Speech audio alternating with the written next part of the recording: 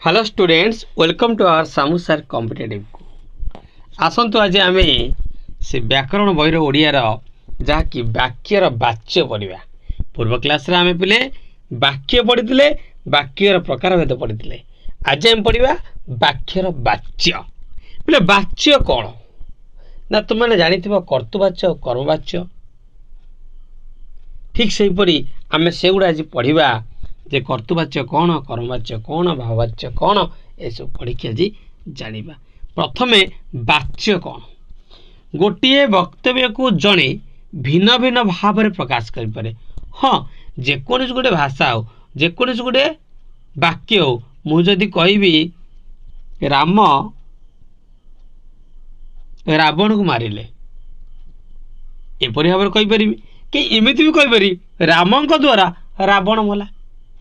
तो देखो गोटे वाक्य को मुझे प्रकार शैली कहीपर। तेज ये शैली ये प्रकाश भंगी ये गोटे प्रकार वक्तव्य जड़े भिन्न भिन्न भाव में प्रकाश करें प्रकाश भंगी को वाच्य कहुए।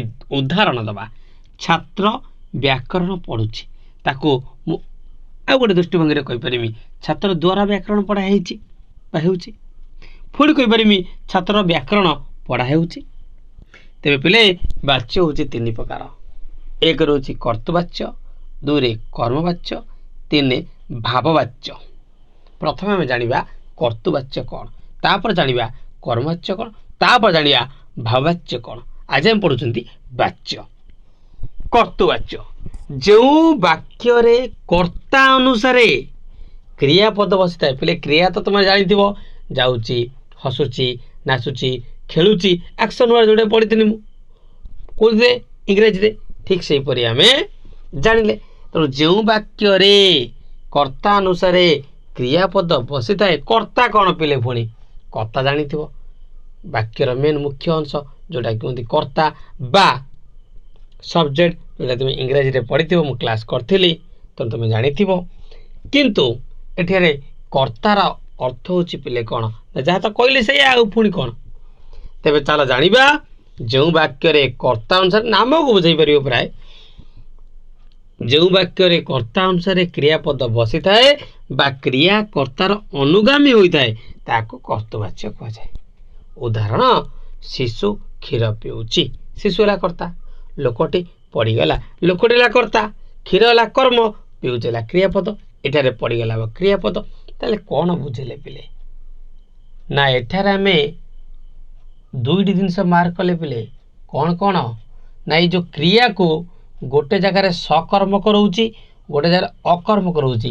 पिले सकर्मक अकर्मक कौन ना पिले नेक्स्ट क्लास रे भर्ब जो पढ़ेबी, सॉरी जो ओडिया रे क्रिया पढ़ेबी से तुम मैंने निहाती भाव जानीपर जे सकर्मक कौन अकर्मक कौन। तथापि मुझे कही दूची पिले क्रियाटी को साधारणतः दुई भाग कहते, गोटे सकर्मक गोटे अकर्मक।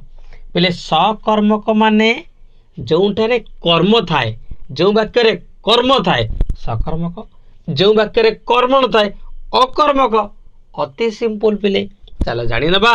शिशु क्षीर पिउची, क्षीरटी कर्म अच्छी तो यह सकर्मक वाक्य। लोकटी पड़ीगला, एटारे कर्म नहीं, केवल क्रियाटी कर्ताटी अच्छी, एटा अकर्मक। तो अन्य केतक जदि कर्तृवाच्य आम उदाहरण दबा, गछरे फूल फुटी, मु कलम रे लेखे, तो मु कर्ता, गछरे कर्ता, दोकानी आम को सौदा दिए, दोकानी कर्ता। माने कर्तृवाच्य कर्ता ही मुख्य रहिबो, कर्तार ही प्राधान्य रहिबो, ताको आम कर्तृवाच्य कहि परिबा। तापर आम जीवा पिले कर्मवाच्य। जो वाक्य रे कर्मर प्राधान्य थाए, अति सिंपल, सेठी कर्तार दउतला प्राधान्य, एटारे कर्मर रहिबो। जो वाक्य रे कर्मर प्राधान्य थाए ओ क्रिया कर्म अनुसारी होई थाए ताको कर्मवाच्य कहती पिले। अर्थात शिशु द्वारा क्षीर पिया हेउची, क्षीर को देख अधिक इम्पोर्टेंस दिया जाउची, एटारे क्षीर को प्रधान बोली रखा जाउची। आ क्षीर कौन पिले, क्षीर होउची कर्म, तेणु करके कर्म को प्राधान्य दिया जाउतबा हेतु या कर्मवाच्य अटे। शिशु द्वारा क्षीर पिया जाउची, ताने क्षीर हला मेन। क्षीरटी का द्वारा पिया जाउची, शिशु द्वारा कि मनीष द्वारा हो, शिशु द्वारा हो, बुढ़ा लोक द्वारा हो कि आमर टोका लोक द्वारा जहाँ भी हो, किंतु आमर कौन क्षीर को प्राधान्य दिगला। तेणुक शिशु द्वारा क्षीर पिया होउची, क्षीर हूँ कर्मवाच्य। शिशु द्वारा हूँ करण कारक और तृतीय विभक्ति विभक्ति पढ़ेले पे जान आम चैनल लगी रुह गोटी गोटी करके तुमको सबकि पढ़ेबी समास छंद विभक्ति सबकि जान। प्रथम आज जानते आम कौन वाक्यर वाच्य तेणु शिशु द्वारा ये करण कारक और तृतीय विभक्ति। क्षीर हूँ कर्म जोटा कि कर्ता कारक प्रथम विभक्ति हूँ। पिया हूँ क्रियापद कर्म क्षीर अनुसार व्यक्त हूँ कर्म टी क्षीर ता अनुसार व्यक्त हूँ। तापर आम जाना कर्मवाच्यर केतक उदाहरण। कर्मवाच्यर गुणी द्वारा गुण चिन्ह जाए गुणता कर्म पिले क्या द्वारा रघुवंश लिखित हो आपण द्वारा सत कह जाऊ ये कर्मवाच्यर केत उदाहरण। तापर आम पिले पढ़ा तृतीय नंबरटा जो मुझे कहीगली कारण कर्तृवाच्य कर्मवाच्य आम सब आलोचना कहीगले तापर आम जाना भाववाच्य जो वाक्य क्रिया कर्ता बा कर्म अनुसार हो पिले कर्ता और कर्म कर्तृवाच्य और कर्मवाच्य दीटा गहरी जो वाक्य क्रिया कर्ता बा कर्म अनुसार हो न था तथा क्रिया निजे कर्ता भाव होता है क्रियाटा निजे कर्ता हो क्रियाटा कर्ता केमी हम मन कर शोवा एक क्रिया शयन को जब आम कर्तार कहीपर गोटे एग्जांपल कौन एग्जांपल देवा ना शयन करिबा राति रे देहपति हितकर शयन को देख सब्जेक्ट मुझे करदेली सांगे सांगे कौन बुझिले आम जो वाक्य क्रिया कर्ता बा कर्म अनुसार हो न था तथा क्रिया निजे कर्ता भाव तो होता है ताको भाववाच्य कहते। क्रियार अर्थ को भाव कहुए पिले भाव कौन कहुए कि जान ना भाव कहुए क्या क्रियार अर्थ को भाव कह। कर्तृवाच्य दोल गोविंद दोल बसी कर्तृवाच्य कहीं दोल गोविंद हूँ कर्ता मेन किंतु जब भाववाच्य कहवा दोल गोविंद द्वारा दोल बसवा किपर भाव परिवर्तन करदेली।